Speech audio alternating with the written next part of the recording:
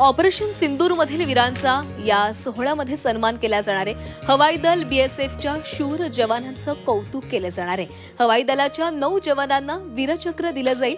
बीएसएफच्या 16 जवानांना शौर्य पदक जाहीर झालेलं आहे। तर भारतानं काही दिवसांपूर्वीच ऑपरेशन सिंदूर राबवलेलं होतं। ऑपरेशन सिंदूर मधील वीरांचा सन्मान आजच्या या सोहळ्यामध्ये केला जाईल। हवाई दल बीएसएफच्या शूर जवानांचं कौतुक केलं जाणार आहे। हवाई दलाच्या 9 जवानांना वीरचक्र तर बीएसएफच्या 16 जवानांना शौर्य पदक जाहीर झालेलं आहे।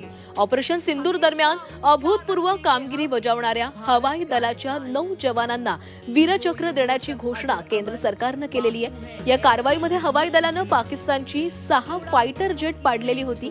सोबतच बीएसएफच्या 16 जवानांना शौर्य पदकही जाहीर झालेलं आहे। Located on the banks of the river Yamuna, this memorial has been crafted to depict the simplicity of Gandhiji's lifestyle, and here the frame of truth and non-violence spreads its light. And to pay homage here at the Samadhi of Bapu, the Prime Minister has arrived at Rajghat on behalf of a grateful nation to pay his respect.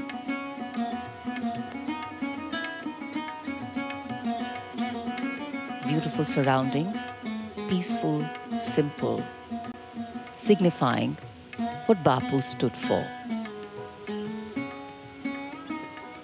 In fact, when we think of Mahatma Gandhi, he was not only India's major political and spiritual leader. His principles of satyagraha and non-violence, which led India to independence, also inspired movements for civil rights and freedom across the world.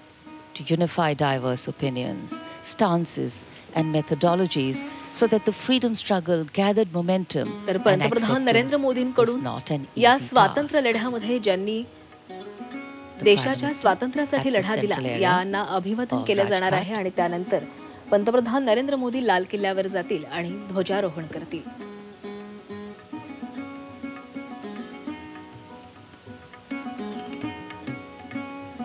Offerings of flowers and gratitude and reverence.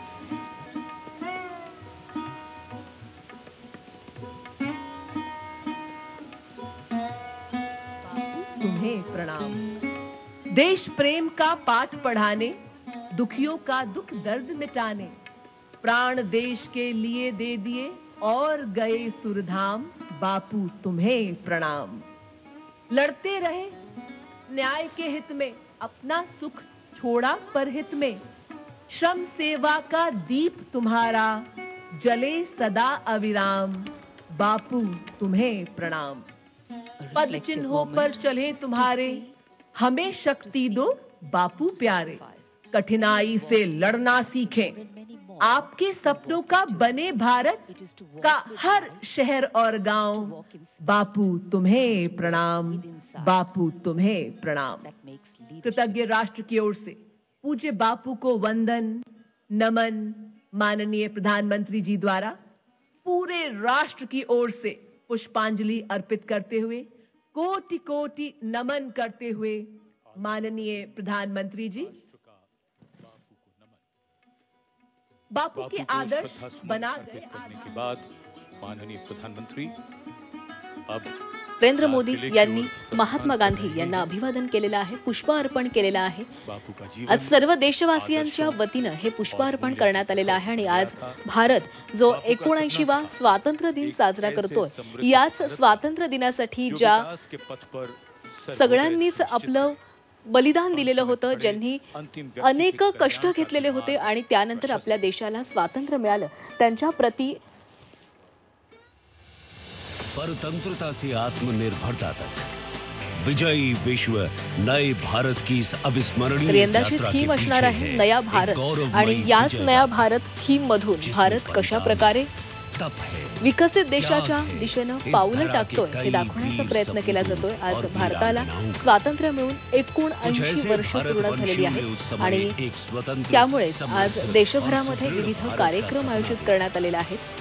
और इस सपने को साकार करने के लिए एक आवाज उठी। 1947 साली याच दिवशी भारतानं ब्रिटिश सत्तेपासून कायमची मुक्तता मिळवलेली होती आणि एक स्वतंत्र राष्ट्र म्हणून आपली ओळख निर्माण केलेली होती। या स्वातंत्र्यामागे असंख्य स्वातंत्र्य सैनिकांचं बलिदान, त्याग आणि मोठा संघर्ष दडलेला आहे। महात्मा गांधी, नेताजी सुभाषचंद्र बोस, पंडित नेहरू, लोकमान्य टिळक यांच्यासारख्या अनेक नेत्यांमुळे आज भारताला हे स्वातंत्र्य दिन हा साजरा करता येऊ शकतोय, कारण 79व्या वर्षी आज हा स्वातंत्र्य दिन आपण उत्साहामध्ये साजरा करतोय।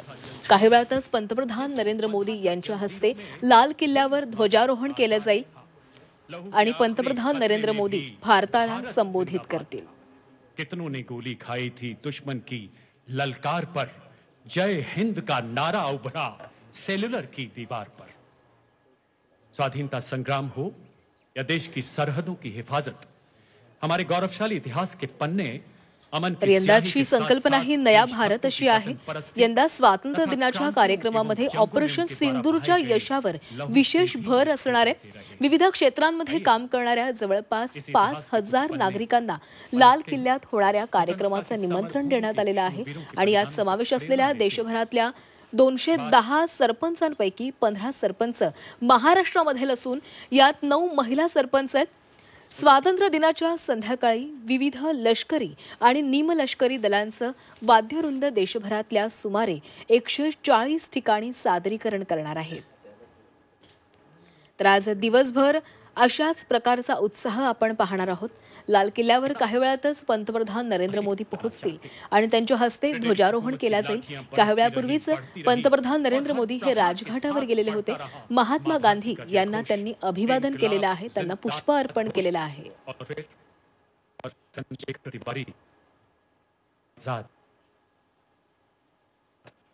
जिन्हें जीते जी अंग्रेजी हुकूमत छू तक न पाई, वही आजाद जिन्होंने 27 फरवरी 19 पार्क में अपनी जीवन लीला समाप्त कर दी ताकि नापाक फिरंगियों के हाथ उन्हें छू तक न पाए। प्रत्येक भारतीयाच्या जीवनातील अभिमानाचा असा हा दिवस म्हणजेच स्वातंत्र्य दिन। प्रत्येक नागरिक हा दिवस मोठ्या उत्साहानं आणि देशभक्तीच्या वातावरणामध्ये साजरा करत असतो आणि आज सर्वत्रच हा उत्साह आपण पाहतोय। देशातील प्रत्येक कानाकोपऱ्यामध्ये आज हा उत्सव साजरा केला जातोय। काही वेळातच पंतप्रधान नरेंद्र मोदी या ठिकाणी पोहोचणार आहेत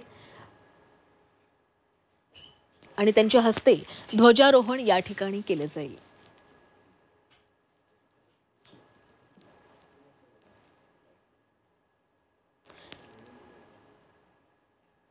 तर ही दृश्य आपण पाहतोय, लाल किल्ल्यावरील ही दृश्य आहेत। काही वेळातच पंतप्रधान नरेंद्र मोदी या ठिकाणी पोहोचतील आणि त्यांच्या स्वागतासाठी या ठिकाणी राजनाथ सिंह देखील उपस्थित आहेत। काही वेळातच पंतप्रधानांच्या हस्ते ध्वजारोहण केलं जाणार आहे आणि त्यानंतर पंतप्रधान नरेंद्र मोदी हे देशवासियांना संबोधित करणार आहेत। त्यामुळे या संबोधनादरम्यान पंतप्रधान नरेंद्र मोदी देशवासियांना काय संदेश देणार याकडेही लक्ष लागलेलं आहे। आज ऑपरेशन सिंदूरवर विशेष लक्ष देण्यात आलेलं आहे। या ऑपरेशन सिंदूरमध्ये महत्त्वाची भूमिका बजावलेल्या जवानांचा सन्मानही केला जाणार आहे। ऐतिहासिक लाल किला पहलगाममध्ये झालेल्या दहशतवादी हल्ल्यानंतर पाकिस्तानला सडेतोड उत्तर देण्यासाठी भारतानं हे ऑपरेशन सिंदूर राबवलेलं होतं आणि यामध्ये भारतानं पाकिस्तानचं कंबरडं मोडलं आणि याच ऑपरेशन दरम्यान ज्या जवानांनी महत्त्वाची भूमिका साकारलेली होती, बजावलेली होती, त्या जवानांचा आज गौरव केला जाणार आहे, सन्मान केला जाणार आहे। आपण पाहतोय मोठ्या संख्येनं या ठिकाणी विद्यार्थी देखील आलेले आहेत आणि याच विद्यार्थ्यांनी जय भारत अशी प्रतिकृती देखील या ठिकाणी साकारलेली आहे। नौसेना की टुकड़ी की कमान संभाल रहे हैं लेफ्टिनेंट कमांडर मोहम्मद परवेज और वायुसेना की टुकड़ी की कमान स्क्वाड्रन लीडर वीवी शरवण संभाल रहे हैं। दिल्ली पुलिस की टुकड़ी का नेतृत्व एडिशनल डीसीपी अभिमन्यु पोसवाल कर रहे हैं। राष्ट्रीय ध्वज को नेशनल फ्लैग गार्ड सलामी देगा। तर तिन्ही दलांकडून राष्ट्रीय ध्वजाला सलामी दिली जाणार आहे। आपण पाहतोय The buglers have sounded आणि लष्कर या And ठिकाणी heralding सगळे the जवान या arrival, ठिकाणी which आलेले आहेत. means पंतप्रधान that the Narendra Modi Prime Minister's ज्यावेळेस car ध्वजारोहण is very, करतील very तेव्हा close. आपल्या We of राष्ट्रीय course have a ध्वजाला vantage या view and a तिन्ही point there दलांकडून at the सलामी highest दिली level, जाणार आहे. as we said, under सोबतच those 21 minaret तोफांची of सलामी देखील arches. दिली जाणार आहे. So very soon, आपण पाहतोय the Prime Minister मोठ्या will be संख्येने या arriving ठिकाणी here. अनेक मान्यवर आलेले आहेत. अनेकांना निमंत्रण देण्यात आलेलं आहे. Anticipation writ large. 215 सरपंचांना color, निमंत्रण देण्यात आले आणि त्यातले culture, 15 सरपंच हे and महाराष्ट्रामधील असल्याचं कळतंय complete आणि sense 9 of सरपंच oneness. या महिला असल्याची Their देखील माहिती understanding समोर how आलेली आहे. different we are. अनेक नेते मंडळी, केंद्रीय Unites मंत्री us. असतील या ठिकाणी उपस्थित Keeps us आहेत. आपण together. अनेकांच्या And keeps us चेहऱ्यावर हा engaged आजचा आनंद with each पाहतोय, other. उत्साह पाहतोय. This is a country that is unique, a kaleidoscope of color. सगळेच a जण त्या kaleidoscope क्षणाची of वाट culture. पाहत आहेत. काही And it क्षणामध्येच is with पंतप्रधान pride Narendra Modi that a हे nation लाल brings किल्ल्यावर up its young ones. ध्वजारोहण करतील. And here we have